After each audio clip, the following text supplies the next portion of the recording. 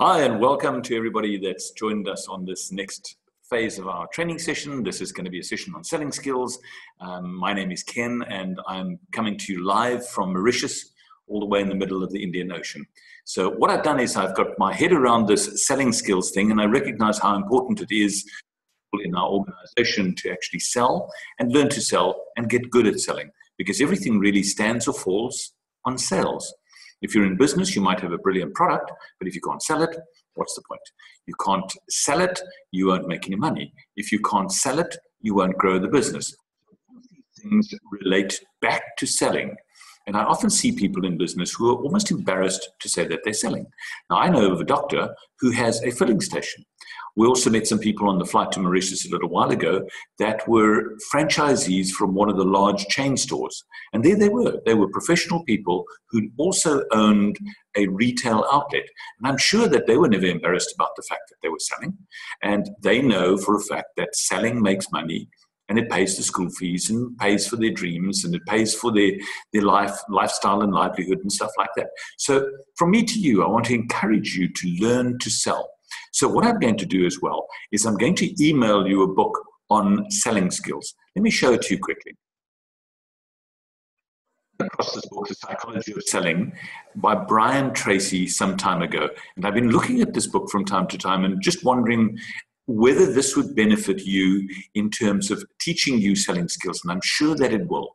I'll email it to you. If you just send me your email address, and you can send your email to ken@show.co.za, and you can then work through this book. See that this book is actually a workbook, and it has a number of topics that I think would be most beneficial to you. It starts off there with the psychology. It talks about developing a sales personality. It asks the question why people buy. It talks about creative selling, approaching the prospect, the sales process, the psychology of closing the deals, looking at objections, different closing techniques, managing your time, and 10 keys to success in selling. Brian Tracy, as you may know, is a brilliant speaker, writer, teacher on the subject of sales. And you can see Brian Tracy's material on YouTube. He's got a website that you can go to as well. But I honestly believe that you will benefit hugely by using this little workbook and also looking at all his material that's on YouTube. I'm just going to give you a quick idea of what's going to happen. There's a lot of technical, or shall we say theoretical information, but then he concludes that sectional chapter with a little worksheet or an interactive process. So that's going to be my suggestion to you. It's about 30 pages. It's not a very long thing. So if you set yourself the goal of learning to sell using this book and going through it every single day, it's 30 pages, 30 days, I'm not sure, it's about 10 chapters, you will end off the month of August with way better skills than you have right now. And also you will have a mentor who will be able to help you in the selling game. So enough of that, back to my talk. Whenever I talk about selling, I think of it as a process, because if I've got a product or a service and I want to get it into the marketplace, I need to be able to think of myself as a salesperson. It's not a dirty word. I'm not embarrassed to say that I sell products. We have more than one business. And in fact, Penny and I make a living from selling. I do it almost every single day of my life.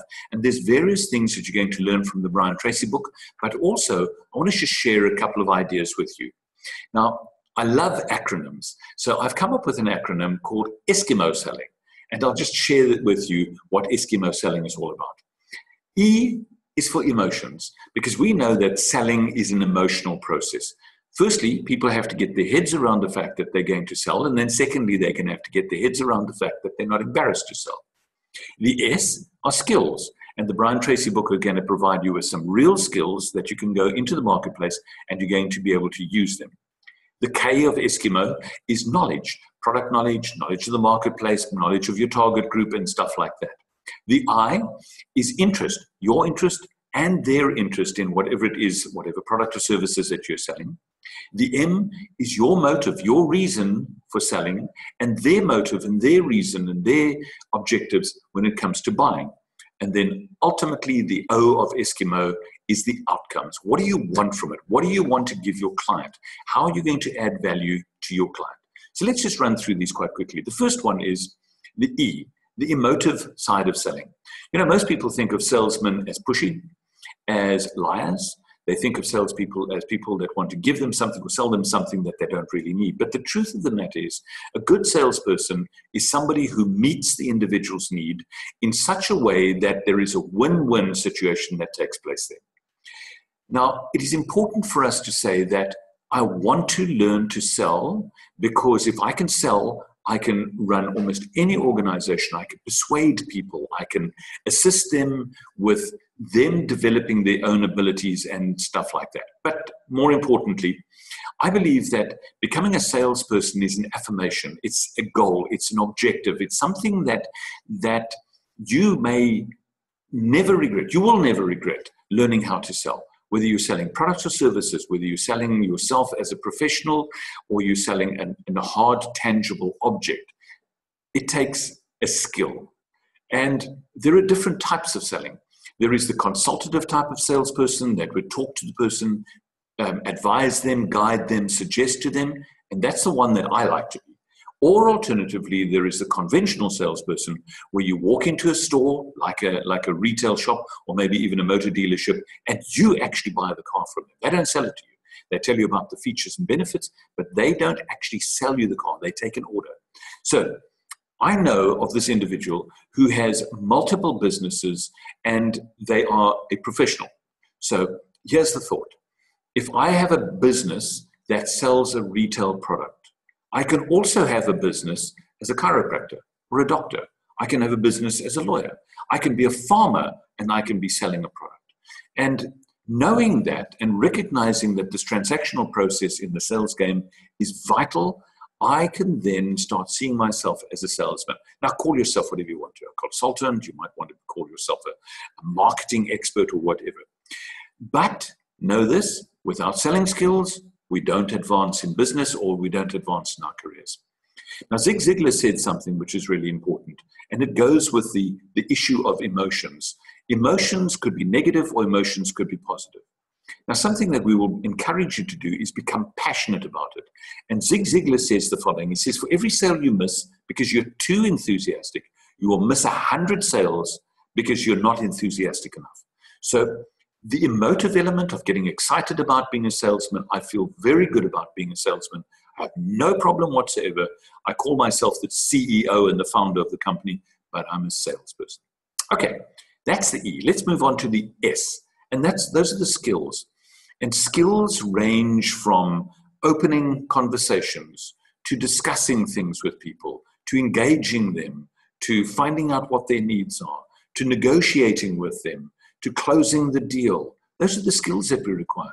We also need some tangible skills like communication skills, both physical, mental, as well as like the verbal communication skills. But there are so many skills that you need to develop and will be able to develop if you focus on becoming a salesperson that will stand you in good stead in every single area of your life. Now, the way I like to do it is this. I like to say to people, I don't want to sell you something that you don't need. And that seems to disarm them. And it shows that I'm honest about the fact that I don't want to sell them something they don't need. Why? Because they won't buy from me again if they buy something that they don't need. So I don't want to foist anything upon them, but I do want to give them advice. If they're looking for a solution, I'm the one that they're going to come to next time. The next skill that you would need to learn is questioning skills. And you will find out lots and lots of information and lots of useful stuff on questioning skills, such as how to have an open question, which results in a discourse or a discussion, or a closed question, which will result in a yes, no, or maybe. That's one of the things that I learned a long time ago, is how to ask open questions. Then there are questions that go around, what are your needs? What are your wants? What are your interests? Because the moment you can get a person into a discussion, you're going to be able to meet their needs. If you don't know what their needs are, you're just going to flog them a product or dump the product on them. So essentially, you're going to be looking at questions like when and where and why and how and who and which. All of those questions will then lead to answers which you can then make a suggestion upon. So instead of selling them the product, you could tell them about a solution which will meet their specific need. Okay, that was the S, the skill. Now, just to end off with that, Zig Ziglar says the following. He says, every sale has 5 basic obstacles: the need, the money, the hurry, the desire, and the trust. So if there's no need, you're probably not going to sell it to them unless they are just crazy about the thing. If there's no hurry, if there's no timeline, no deadline, it's going to be difficult to sell to them. If there's no desire and they don't understand and don't have any motive or reason to buy something, you're not going to be able to make the sale. And if there is no trust between you and them, you're not going to be able to make the sale. Okay, so that was the S. Let's move on to the K. That's the knowledge. Now, the knowledge we're talking about is twofold. The first portion of the knowledge is the fact that you need to know what you're talking about. You need to be familiar with your product and services, its features and benefits. You need to be able to say to people, my product or the product that I represent will be able to meet that need, and here is the evidence. So that knowledge backs up with maybe websites and DVDs and information where you can prove to them. Now, for instance, if you happen to be in the health and wellness game, you're going to need to know something about health and wellness. Now, it's not impossible to get to know it. And in many instances, if you don't know it, at least you need to know where to go to get the answers. So that's the first one. It's the product knowledge. The second knowledge is who you're talking to. Things of that nature. Who buys what? They call that the demographics in the marketing world or the sales world. Because I know for a fact that I can't sell somebody something that they can't afford. So if I'm talking to the wrong person, I could spend an hour talking to them, and I have in the past. I've spent a lot of time, wasting time actually, with the wrong people. But in my market, in the training market, what happens is that I have 2 or 3 categories of people. I have those that are just curious. They just want to find out. They have no motive, but they're just curious. I have the small business owners who run training programs. Now, yeah, they need my product. There's no question about it, but they can often not afford it. Or sometimes they don't see the necessity to buy a product that's pre-prepared. They think, well, they can make it up themselves. It's like making up your own vitamins in the kitchen. Yeah, well, could work. It'll take you a long time in terms of research and development. But the other one in the marketplace are the corporates. And I know that the corporates they're the ones with the money. They're the ones that will buy from me. So if you have a product that you can sell to an individual, a housewife or a homeowner, that's one portion of the market. If it's a business owner or maybe a doctor or a physician or somebody like that who can actually on-sell your product, that's another part of the marketplace. Or maybe a corporation who can place standing orders where they will buy it from you over and over and over again. So getting your head around the knowledge side, very important. The last thing I'll just say there is you're never too old to learn. There are all kinds of places that you can go to. There are websites, there's DVDs, there's YouTube, there's places that you can download files like the book that I've just spoken about. So the desire for knowledge, absolute desire for knowledge, where you're going to go through the process of upskilling yourself and getting more knowledge is critical. Okay, let's move on to the I of Eskimo, and that's interest. And of course, I've already mentioned the fact that you need to be interested in this. If you happen to be in the wellness game, and I happen to be in the health and safety game as one of my businesses, I need to be interested in it. I've got to have a passion for it, which I do. I thoroughly enjoy it. I like the ins and outs. I like the legalities. I like the technicalities.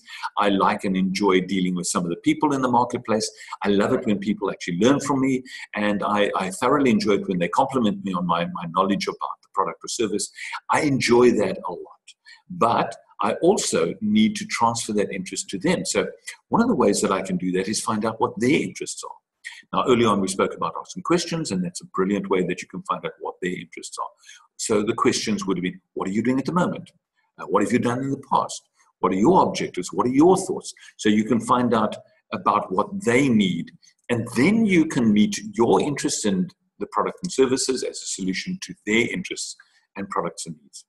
So knowing what their interests are helps enormously to build a relationship, because relationships are really where future business is built, not just the one-off thing. I walk into a motor dealership, I buy a car, they never speak to me again. It's crazy. I don't understand it, because ever so often I need to replace the car. Why no relationship? Why no database? Didn't they know what I wanted? In fact, just to use that as an example, the last time I walked into a dealership, they didn't ask me why I wanted to buy the car. They had no idea. They knew it was the same dealer. They knew that I'd bought a car from them, but they didn't know that things had changed in my life. I no longer needed a big car. I no longer wanted a a two-wheel drive. I wanted a four-wheel drive. I wanted something that's more rugged. I was interested in something that would be maybe a little bit of an ego statement for me. I'm not into fast cars or sports cars, but a 4x4 would have been a great idea, and they had some small 4x4s which could have worked for me. They didn't bother to ask, which means, well, I actually said to the young salesperson, I said to her, the boot is too small. She didn't even ask me why. She didn't ask me why. I could have told her, our bicycles, we need to be able to put them on the back of the car. We need to be able to put the cycling gear. We need to be able to put camping gear in the back.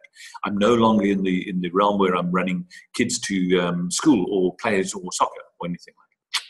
She didn't know what my interests were. Okay. Now, having identified their interests, you could actually match your interests and you could share information with them. If they happen to be interested in a given specific thing, share information with them. You can develop a relationship where you communicate, you're sending them emails and PDF files, or you're sending them links and URLs to websites and to YouTube clips. It means that that relationship develops and you keep the whole discussion live. Okay, now the next point over here is motive. M for motive in Eskimo. You have to be honest with yourself and ask yourself the question, why are you doing this? Because if you're comfortable with why you're doing it, then nice to see you as well. Then essentially what you're going to be doing is your motives, and you know what your motives are. So obviously your motives would be things like generating income. Your motives would be developing a business. Your motives would be maybe developing and enhancing your skills. Your motives would be creating a career for yourself or creating promotion opportunities for yourself. So it's completely up to you. Ask yourself the question, honestly, why am I doing this? Why am I going to stay up after my family have gone to bed so that I can read and research and find out more information? Why? Maybe it's a question of that you want specific types of income. Maybe that income that you want, passive income or recurring income, that's a motive. Or maybe you have an outreach mentality where you want to, and an outreach heart, where you want to touch people's lives with information and things like that. So knowing your motives, very, very important. Then, of course, if you know their interests and your motives, you can connect those two in the sales realm as well. Now, I think it was Stephen Covey, he said, begin with the end in mind. And that brings us to the O of Eskimo, the outcomes. So this is the quantifiable part. You can measure it, you can draw graphs, you can actually sort of compare month to month, so that you'll know last month I wasn't all that good, this month I'm good. You will also be able to determine trends, and you'll be able to see things like seasons. Sometimes you're not able to sell because it rains. Sometimes it's because the marketplace changes seasonally. So your outcomes will mean that you can actually determine whether you're succeeding at this or not. Now, one of the outcomes that you want to look for is failure. And failure is not a bad thing. Failure is a wonderful lesson or a master to teach you what not to do. Failure is something that you can embrace. And Dr. John Maxwell has a book called Failing Forward. And I'd strongly, once again, urge you to read it. But think along the lines of failure is a good thing. There's a stunning little book called Go for No, and there's a website, Go for No. And you'll see how people are able to work through their goals and objectives by specifically going for failure. They look for failure. That's their goal. I want to achieve failure, because we know that in the failure, because it's a numbers game, you're going to be able to achieve your successes. Now, I want to finish off on this session over here because my time is almost up. I just want to talk about the fact that this skill of selling, there is no born salesman. Nobody wakes up one day and goes, I'm a great salesman, and all of a sudden they got the gift of the gab. It's preparation. And there is a lovely statement that I've used before called prior preparation prevents poor performance. And if you get your head around the fact that you're going to be a great salesperson, you can sell the products and services that you're involved with right now, or the company that you will be involved with in years to come, or other organizations where you can sell the products and services. I have a friend, in fact, a family friend, who's in the fundraising industry. And what he does essentially is he goes out and raises funds for a charity. Now, isn't that selling? Might not be called selling there. He might give it some other title, fancy title or term, but that's essentially selling. I have another friend who's a minister of religion. And in a sense, that persuasion, that preaching, that's selling. That's somebody that is standing in a pulpit or an auditorium, and they are persuading people to change their minds. I have a contact who is a psychologist, and she is brilliant at persuading people to change their minds. That's selling. I've mentioned to you already that I'm going to send you a book, and I'm going to suggest that you take this book and you work through it over the next 30 days. That's selling. If you take me up on the offer, send me an email to ken@show.co.za. I will send you the book. And you can then go through the process. I've also recommended that you listen to or read or watch or observe other people, whatever, wherever they might be. That's selling. Right now, I'm going to persuade Penny to bring me a glass of wine because we're almost finished. And I'm going to ask her to bring a glass of red wine for me. And I know that she could say yes, no, or maybe. But because my skills are developing, I'm going to offer her a gift if she does that for me. And it's called a legal bribe. So there is an incentive. It's a gift. It's something that she's going to enjoy thoroughly. And she's going to bring me a glass of wine. My children, exactly the same process. If you do this, I will do that. And that's the selling game. So what I want to do is just want to end off by saying this, that like flying, nobody's born a pilot. Nobody's born a public speaker. Nobody's born to be a salesman. These are all skills. You will know this for a fact, that the Grand Prix is on the go. And you look at the drivers in the Grand Prix and you realize that these drivers are brilliant, but they didn't one day wake up and get into a Formula One car and drive at ridiculous speeds and win races. It's a skill. Repetition, repetition, repetition, lots of failure along the way. They just got better and better and better. And ultimately, they were absolutely world perfect. So there we go. There's a gift. I'm going to send it to you.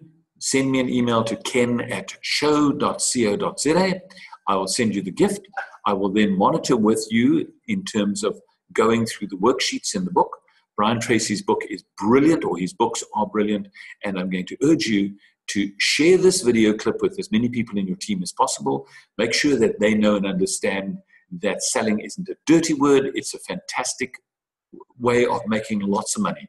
There are a lot of people in this world who have made a lot of money, and most of them have a really high level of selling and persuasive skills.